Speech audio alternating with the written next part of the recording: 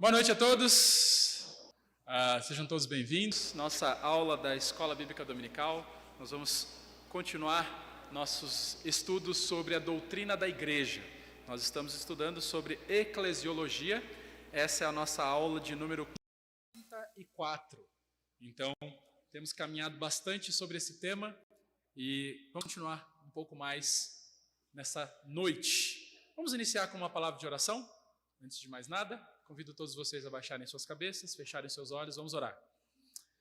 Querido Deus, rogamos ao Senhor que nos capacite a entendermos a sua palavra nessa noite. Eu peço a Ti, ó Deus, que me auxilie para transmitir esse conhecimento da Tua palavra a respeito da Tua igreja com facilidade, com simplicidade. Eu peço ao Senhor, ó Deus, que esses conceitos tão importantes que nós estudaremos sobre a teologia do culto possa moldar a maneira como nós adoramos ao Senhor. E eu peço a Ti, ó Deus, que eu possa transmitir isso de forma simples e clara, porque é em nome de Jesus que nós oramos. Amém. O texto que nós temos olhado nesses últimos dias está em João capítulo 4, versículo 44, versículo 24, que diz: Deus é Espírito, e importa que os que adoram, né? Estou usando a versão mais antiga, o adorem em espírito e em verdade. Quem sabe me dizer em qual contexto esse texto está escrito? Em qual cenário? Qual era a história que estava se desenrolando ali quando esse texto... Exatamente. Quando ela pergunta, né? Em que lugar nós devemos adorar? Se aqui nesse monte ou lá em Jerusalém? Existia um grande debate sobre isso, né? Cada um trazia a sardinha, ou a brasa para a sua sardinha. É assim que fala, né? Cada um trazia a brasa para a sua sardinha, afirmando que somente no seu local, no seu monte ou na sua região, o verdadeiro culto era apresentado. Então, Cristo vem dizendo que Deus é Espírito, ou seja, Ele não está limitado ao local em si. E Ele diz, o que importa ou o que é necessário é que aqueles que chegam até Ele em adoração, o adorem, e Ele coloca duas características: em espírito e em verdade. É importante que nós entendamos esses conceitos de forma bem clara, para que nós não cheguemos a conclusões que o texto não tem a intenção de nos passar. Quando ele fala em espírito, a própria maneira como foi escrito já nos mostra que ele não está falando a respeito do Espírito Santo, porque o E ali é minúsculo. E depois ele coloca em verdade. Então é com a nosso espírito em verdade. Eu falei para vocês na última aula que o propósito da igreja é promover a maturidade, a unidade, a pureza através da verdade. Esse é o propósito da igreja local. E eu falei para vocês que, tristemente, nos nossos dias, o culto tem se tornado muito mais um instrumento de entretenimento do que qualquer outra coisa. Eu bati bastante na tecla para vocês de que o culto é resultado de um coração convertido. Eu falei para vocês que, enquanto não houver conversão, jamais haverá a verdadeira adoração. Então eu disse que uma das principais evidências de que um indivíduo nasceu de novo é um desejo por cultuar. Ele tem prazer em estar na casa do Senhor. É o que o salmista diz: mais vale um dia na casa do Senhor do que 1000 em qualquer outro lugar.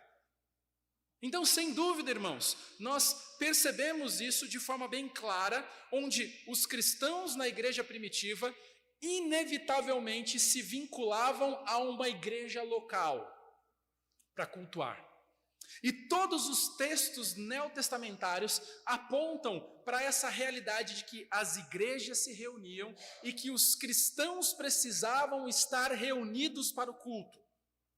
Quando nós olhamos para a carta escrita aos Hebreus, nós percebemos que eles já tinham dificuldade com cristãos ausentes. Porque ele diz que nós não deveríamos deixar de congregar, e ele continua explicando como é costume de alguns. A ausência nos cultos é um hábito. Você cria um hábito de estar ausente. E isso não é algo de agora.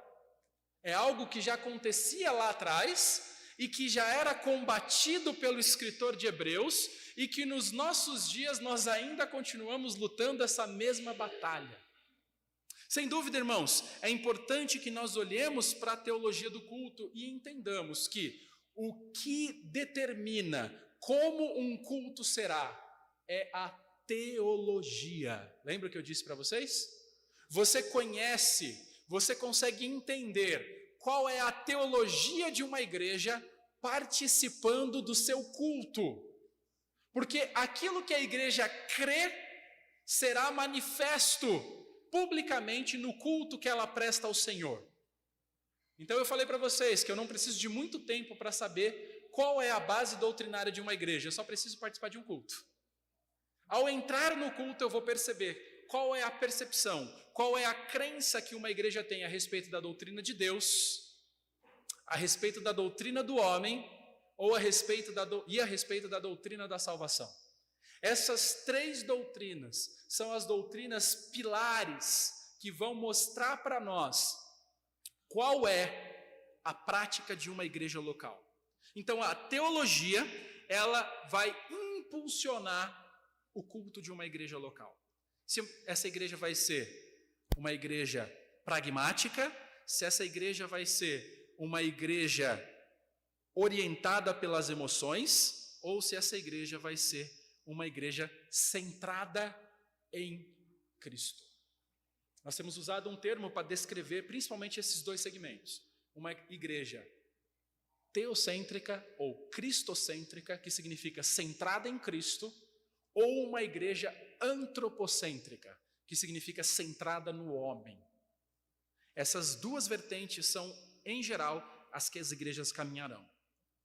Então, nós como igreja, nós queremos ser uma igreja cristocêntrica ou uma igreja antropocêntrica? Alguém pode responder? Queremos ser uma igreja centrada na pessoa de Cristo. E se nós queremos um culto centrado na pessoa de Cristo, nós precisamos entender teologia. Sem o estudo teológico, nós não seremos capazes disso. Nós precisamos aprender o que a igreja, o que a palavra de Deus diz a respeito da doutrina de Deus, a respeito da doutrina do homem e a respeito da doutrina da salvação. Porque isso vai resultar em como a igreja se reunirá e como será o culto que ela irá prestar. Por essa razão, irmãos, a igreja precisa adorar de uma maneira que reflita uma teologia sólida. A igreja precisa adorar no seu culto de uma maneira que ela reflita uma teologia saudável. Porque o culto é o maior termômetro para evidenciar a saúde ou a ausência de saúde teológica de uma igreja local. Se a igreja então precisa adorar a Deus, meus irmãos, é fundamental que ela saiba, em primeiro lugar, que o culto tem a sua origem em Deus. Cultuar é o quê? O que significa a palavra cultuar? Alguém se habilita? Adorar. A palavra em inglês para adorar, para culto, que eles usam, é bem interessante, porque dá a ideia de atribuir valor. É considerar valoroso. Cultuar, irmãos, é nada mais do que isso. Atribuir valor, honrar, glorificar ao nome de Deus. No entanto, essa adoração é possível nos lábios daquele que não conhece a Jesus? Aquele que não é salvo, ele tem prazer na adoração? Ele tem motivação para adorar? Qual é a reação dele, geralmente? Ele quer fugir desse ato. Ele tem aversão à adoração. Então, o homem natural nunca terá prazer na adoração. E nós podemos perceber à luz das Escrituras que ele mesmo, o próprio Deus, não aceita a adoração dos lábios daqueles que têm uma vida que não estão corretas diante dele. Meus irmãos, nós temos que nos lembrar que o culto tem a sua origem em Deus. Então, quem tem o direito de determinar os parâmetros pelo qual nós iremos adorar é Ele. Eu não tenho a liberdade de ser criativo, para não dizer algo mais, e querer oferecer um culto da minha forma, na maneira que eu acho que Deus quer ser adorado. Eu não tenho esse direito. Na verdade, se você olhar nas Escrituras, você vai perceber que fazer isso é perigoso. Você se lembra quando Moisés, ele sai com o povo do Egito, ele sobe para o monte para receber a lei, e quando ele desce com as tábuas da lei, o que o povo tinha feito no acampamento? Construído o quê? Um bezerro. E se você lê aquele texto, você vai perceber que eles estavam construindo, edificaram um bezerro de ouro, eles recolheram todas as peças de ouro de todas as pessoas, eles formaram ali, fundindo aquele ouro num bezerro, e eles colocaram aquilo dizendo: esse bezerro é o Deus de vocês, o Deus maiúsculo. Eles falaram: o Deus dos céus está representado aqui nesse bezerro, é isso que ele estava dizendo. Quando Moisés desce e ele percebe que todo o povo havia se prostituído, porque o próprio Deus disse para ele: se prepara que quando você chegar lá, esse povo já se afastou de mim. Deus aceitou aquele louvor? Era um fogo estranho ao Senhor. O fogo do sacrifício era um fogo específico. Existiam regras até mesmo para isso. A maneira que o fogo deveria ser tratado e alimentado, um fogo que o próprio Deus havia providenciado. E todo o trâmite, o passo a passo do holocausto foi meticulosamente descrito no livro de Levíticos. E eles sabiam como deveriam oferecer e como o sacrifício deveria ser feito. Esses dois homens, é dito que eles estavam fazendo as coisas para Deus relaxadamente. Eles estavam servindo da maneira como eles achavam conveniente. E eles ofereceram sacrifício ao Senhor nos termos dele. E eles achavam que Deus receberia, porque o que importa é o coração. Não é verdade? Deus está importando com o coração, pastor. Nós não devemos julgar alguém no culto a Deus, porque o importante é que ele faça com sinceridade. Me mostra isso na Bíblia, que é assim. Como resposta à sinceridade, tanto do povo de Israel com o bezerro de ouro, quanto com Nadab e Abiú, quando ofereceram os fogo estranho ao Senhor, qual foi a consequência? Morte. Punição. Deus quer ser adorado, meus irmãos, sim ou não? Mas Deus quer ser adorado de que forma? Da forma que Ele prescreve. Nós não temos liberdade criativa para formarmos o culto do jeito que nós achamos ou pensamos que Deus se agrada, porque Ele já deixou escrito na palavra como Ele quer ser adorado e como é o culto que o agrada. Nós só precisamos fazer o quê? Cumprir. Seguir. Então o culto, ele tem a sua origem aonde? Em Deus.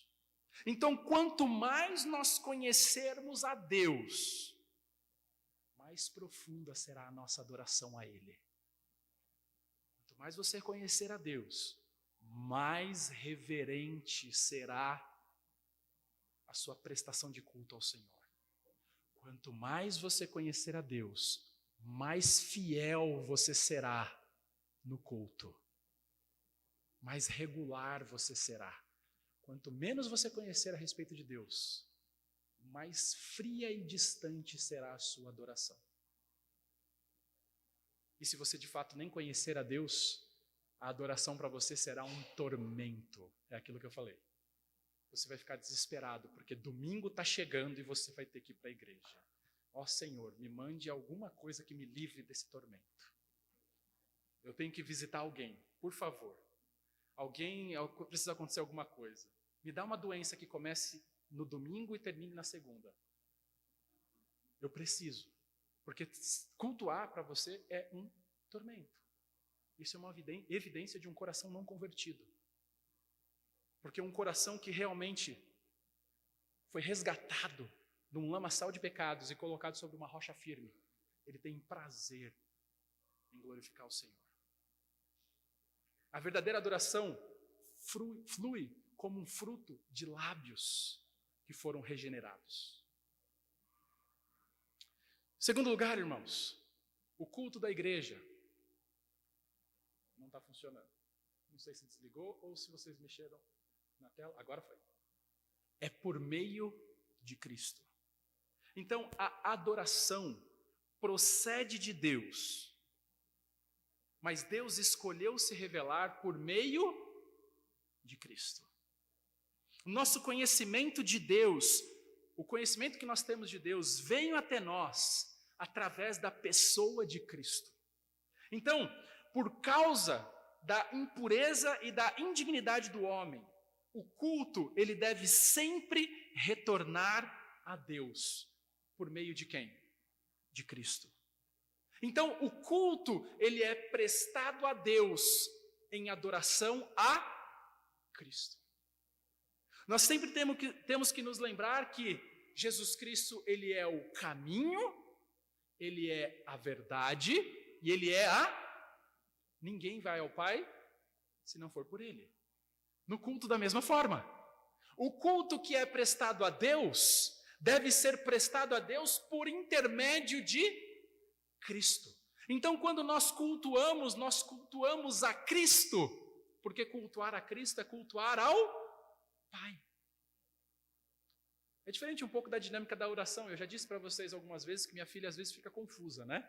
Ela está orando e às vezes ela está orando para Cristo, às vezes ela está orando para o Espírito Santo, às vezes ela... Mas pai, como é que funciona? E a gente tem explicado para eles. Você ora ao Pai, em nome do Filho, capacitado pelo Espírito Santo. Mas para ela, mas pai, Deus Pai, Jesus Cristo, não são a mesma pessoa? Sim e não. Como entender isso? Eu falo para ela, não esquenta, filha. Um dia nós entenderemos, não vai ser aqui. Só lá no céu. Mas o culto que nós prestamos na igreja deve ser um culto que tem sua origem em Deus. Mas ele é prestado por meio de Cristo. Além do mais, esse culto, ele deve ser apresentado em verdade. A sua verdade? É? Qual verdade? A verdade da palavra de Deus. Cristo nunca nos será conhecido, a não ser por intermédio das Sagradas Escrituras. O único instrumento que Deus nos dá para nos revelar quem Deus é, para nos revelar quem é Cristo e para nos revelar quem é o ser humano, é a palavra de Deus. Pode colocar, por gentileza, em Romanos capítulo 10. Romanos 10, versículo 14 e 15. Romanos 10, 14 e 15. Diz assim: como, porém, invocarão aqueles em quem não creram? E como crerão naquele de quem nada ouviram? E como ouvirão, se não há quem pregue? E como pregarão, se não forem enviados? Como está escrito: quão formosos são os pés dos que anunciam coisas boas, ou em algumas versões, boas novas. O que é boas novas? O Evangelho, a pregação da palavra. O culto é resultado, o culto é um derivativo daquilo que nós conhecemos a respeito de Deus. E o que nós conhecemos a respeito de Deus deve estar enraizado, sabe aonde? Na palavra. A nossa fé, ela deve estar fundamentada aonde? Na palavra. Aquilo que nós cantamos deve estar fundamentado aonde? Na palavra. A maneira como nós ensinamos O ensino da igreja deve ser um ensino fundamentado aonde? Na palavra. Porque o culto, ele deve ser prestado em verdade. Quando você não presta um culto fundamentado na verdade, você corre um sério risco de estar prestando um culto idólatra. Sabe, idolatrando a quem? A você mesmo. Mark Dever conta em um dos seus livros que um dia, pode voltar para os slides, que um dia ele estava pregando numa universidade muito conceituada, e ao pregar sobre a doutrina de Deus, a respeito de quem Deus é, fundamentado nas Escrituras, um aluno se levantou e falou, eu não acredito dessa forma. E começou então a falar para ele qual era a visão que ele tinha a respeito de Deus. E ele gastou longos minutos falando, e o pastor McDever deixou com que esse aluno tecesse todos os seus pensamentos lá. Ao terminar, o pastor McDever simplesmente olhou para ele e falou, muito obrigado por compartilhar comigo a visão que você tem a respeito de você mesmo. Porque é essa a questão, irmãos. Nós tendemos a adorar uma personificação daquilo que nós somos. E muitas vezes nós queremos atribuir a Deus uma figura daquilo que nós queremos que Deus seja. E nós começamos a rotulá-lo para que ele se adeque a nós. Quando na verdade, o que a verdade nos coloca é que nós precisamos nos adequar a ele. E como nós fazemos isso? Através da verdade. Então, mais uma vez, meus irmãos, culto sem teologia é idolatria. Ou poderíamos dizer, egolatria. Uma idolatria do ego. Uma idolatria do eu. Daquilo que eu penso, daquilo que eu enxergo. Além do mais, além do culto ser prestado em verdade, que é o trecho que nós lemos lá do Evangelho de João, o culto também é prestado pelo Espírito, mas aqui, maiúsculo. Nós devemos adorar em verdade, mas a verdade nunca penetrará no coração do ser humano, se essa verdade não for iluminada pelo Espírito Santo. Não é assim que nós oramos? Quando você ora pela salvação de alguém, geralmente nós oramos pedindo pela salvação de alguém. Nós pedimos como? Para que o Espírito Santo de Deus possa agir na vida do indivíduo, convencendo ele a se arrepender. Não é assim que oramos? Pelo menos deveria ser. Porque nós entendemos que o único capaz de iluminar o ser humano, o único instrumento capaz de iluminar o ser humano e tirar as escamas dos seus olhos, tirar aquela venda que tem impedido ele de ver coisas óbvias. Você já viu como muitas vezes as pessoas não enxergam as obviedades da vida? Existem pessoas vivendo uma vida promíscua, longe de Deus, e a gente olha e fala, não faz sentido. Como pode viver dessa forma? Olha o que a palavra de Deus nos diz e a gente fica... São pessoas que estão como? Cegas. Não conseguem enxergar o óbvio. Quem é o único capaz de fazer com que esses olhos sejam abertos? O Espírito Santo de Deus. O culto, então, deve ser prestado, iluminado pelo Espírito Santo. Então, nós devemos adorar ao Pai, mas nós devemos adorar também em Espírito. No entanto, irmãos, o Espírito nos fala pelas, nas e através das Escrituras. Hoje nós gastamos um tempo na classe de novos membros falando a respeito do dom de línguas. Gastamos um tempo bom e eu mostrando para eles a respeito do que é o dom de línguas bíblico. O dom de línguas bíblico muito diferente do que é dito nos nossos dias. Hoje em dia, o que é apontado como dom de línguas, na verdade, é uma confusão à luz das Escrituras. O dom de línguas bíblico é uma capacidade que Deus dava a indivíduos de falar em idiomas humanos, cujos quais eles nunca haviam estudado antes. É mais ou menos o seguinte: eu nunca estudei russo. E eu chegasse aqui e eu começasse a falar fluentemente em russo. Isso é o dom do Espírito Santo de falar em línguas. Hoje em dia, por falta de discernimento da verdade, as pessoas têm atribuído no culto, atribuído ao Espírito, aquilo que o próprio Espírito nunca prometeu fazer. O que é dito hoje de línguas estranhas ou língua dos anjos, em nenhum lugar do Novo Testamento, em nenhum lugar das Escrituras e em nenhum lugar da história da igreja primitiva, senão há poucos séculos atrás, pouco mais de 100 anos na história somente, que começou essa história. Tirando isso, não tem relato neotestamentário dessas experiências. É só você olhar. É quando começou o advento do movimento pentecostal, de forma mais clara. O culto em espírito, irmãos, ele deve ser baseado na verdade das Escrituras. Porque hoje em dia, o que tem sido colocado como o culto prestado em espírito é um culto estranho. Na maioria das vezes, confuso, barulhento, bagunçado e sem ordem.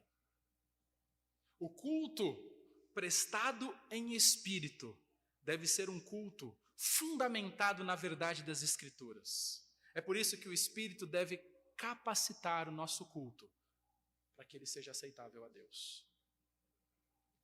Em quinto lugar, o culto, ele é prestado em santidade.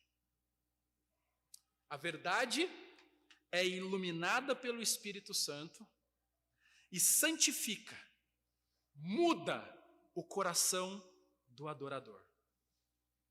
Olha o que diz o Evangelho de João, capítulo 17, versículo 17. João 17, 17. Olha o que diz. Santifica-os na verdade. A tua palavra é a verdade. O culto que é prestado a Deus deve ser um culto santificado. Quando você vai olhar e Deus vai levantar homens para intermediar um relacionamento com Ele, através do tabernáculo, através do oferecimento de sacrifícios, você vai perceber que Ele desenhou qual deveria ser a roupa daqueles homens que entrariam na sua presença para oferecer o sacrifício. Esses homens entravam num lugar chamado Santo dos Santos. Ali era o ápice da presença de Deus. Eles tinham uma série de regras, eles tinham uma série de exigências que precisavam ser cumpridas para que eles pudessem entrar naquele lugar. E se eles entrassem naquele lugar de forma indigna, não seguindo aquelas orientações, com pecados não confessados, não perdoados, eles morreriam. Então, o que era a roupa que eles usavam? Nas franjas, no final das suas estolas, tinham certos sinos, chocalhos. Então, enquanto eles estavam oficiando ali dentro daquele local, o barulho era ouvido por quem estava do lado de fora. Então, eles sabiam, enquanto estava ouvindo o barulho dos chocalhos, isso significava que aquele homem estava vivo. Parou o barulho. O que significava? Ele entrou lá de maneira indigna. Então, ele tinha uma corda amarrada no seu tornozelo, para que o presunto pudesse ser retirado. Porque era exigido que ele se apresentasse diante de Deus de forma santa. Cultuar ao Senhor é uma bênção. Cultuar ao Senhor é fruto de um coração regenerado. Mas o culto que é oferecido de uma forma pecaminosa, quando o pecado é contemplado no coração, de uma forma impura, Deus não aceita. Deus não aceita. O culto verdadeiro só deve ser prestado por um coração purificado. Um coração que é purificado santifica-os a tua palavra é a verdade. Você percebe como tudo vira e volta para onde? Para a palavra. O culto, ele acontece quando a mente e quando o coração do adorador são convertidos da rebelião e do orgulho para a submissão e para a humildade. Contudo, humildade e devoção procedem apenas de um coração espiritualmente regenerado e transformado pela poderosa verdade da palavra de Deus. É somente quando o adorador, ele é santificado pela palavra, que ele pode oferecer um culto que é aceitável a Deus. Se você tem vivido uma vida de pecado, nem adianta vir para cá. Não adianta querer cultuar no domingo e viver uma vida miserável de pecado durante o restante da semana. Você está achando na sua consciência que está tudo bem. Deus não vai receber seu culto. Pelo contrário, provavelmente você vai atrapalhar o culto que vai estar sendo prestado. Sem santidade, não há culto. Último, culto na igreja é para Deus. O culto na igreja é para Deus. Não é para celebridades gospel. Não é para pastor famosinho. Não é para conjuntos musicais famosos. O culto é para Deus. Somente depois que os adoradores tiverem sido transformados é que naturalmente, livremente e de boa vontade, eles oferecerão reverência, submissão, louvor e serviço a Deus. Não existe culto a personalidades. No meio evangélico, muitas vezes, pastores foram colocados no pedestal. Pastores foram quase que idolatrados em muitos contextos. E sempre que isso aconteceu, o resultado foi tragédia. Porque Deus não divide a sua glória com ninguém.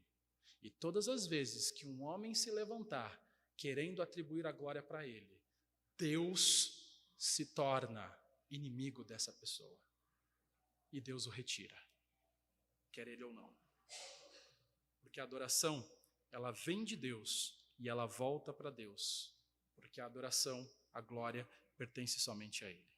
Em suma, meus irmãos, para nós terminarmos, Deus, Ele é o autor, capacitador e o objeto do nosso culto.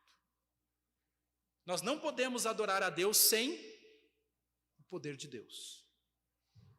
O Espírito de Deus deve nos iluminar a verdade do Filho de Deus, para que nós possamos dar glória a Ele.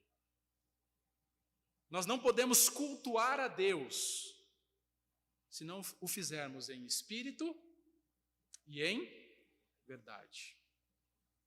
Se essa é a teologia do culto, assim é o modo como a adoração funciona. Se é assim, é impossível cultuar a Deus a parte da palavra, separado da palavra.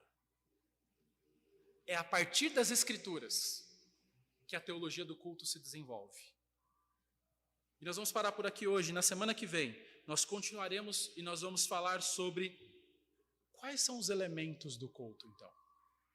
O que pode e o que não pode. Se Deus, Ele quer ser adorado, e se Ele diz como ser adorado através da palavra, na nossa próxima aula nós vamos ver quais são os elementos essenciais para que um culto seja prestado a Ele de acordo com as Escrituras. porque é nela que nós vamos fundamentar tudo aquilo que nós iremos prestar como culto.